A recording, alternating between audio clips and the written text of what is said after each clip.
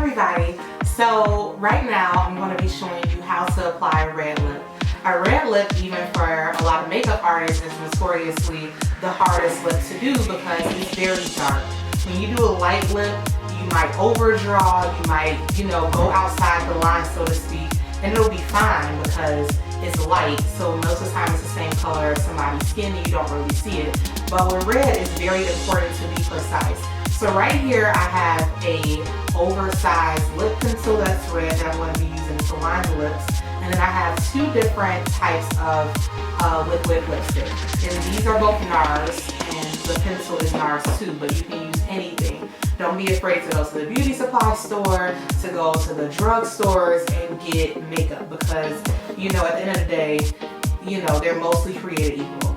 Okay, so I also have these Q-tips right here too, which are really important to applying a red lip because if you mess up, if something doesn't matter, you can always go in and fix the little mistakes.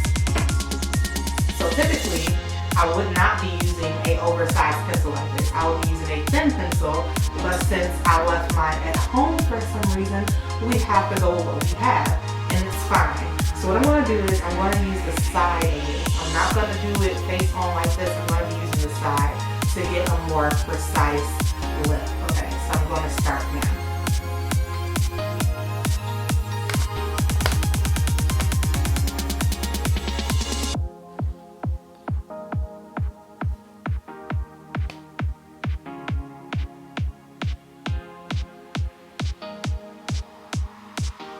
So because it's a bigger pencil, it is a kind of a thick line, but that's okay. Most people, when they do their lip liner, they will draw a thicker line, and it kind of just makes the lipstick stay longer anyway.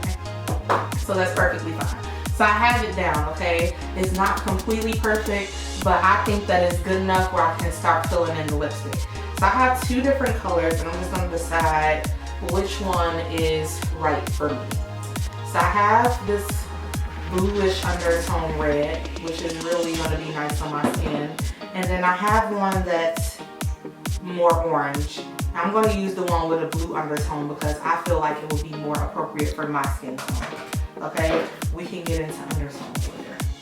I'm going to use this palette. If you don't have a palette, I always tell you guys you can use the back of your hand, okay? Because I use these products on different people. You guys have seen this stuff in class when I bring it. So you don't want to be putting it directly on your lips because it's not really right.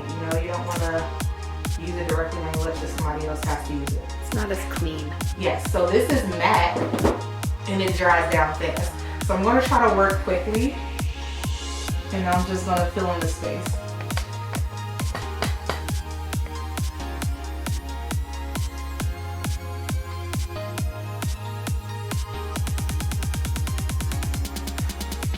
So now that that's on, I'm kind of deciding that it's not enough. I thought that I was getting too much out, but it's fine. I'm just going to let this layer dry down, and then I'm going to put on another layer. So I'm just going to put that other layer on my palette. And I just poured out most of my lipstick. That's fine. Just keep going. It's all good. So I still make mistakes too. And this is liquid, so you gotta be careful. So we're rolling with it. I'm using a brush, a flat synthetic brush.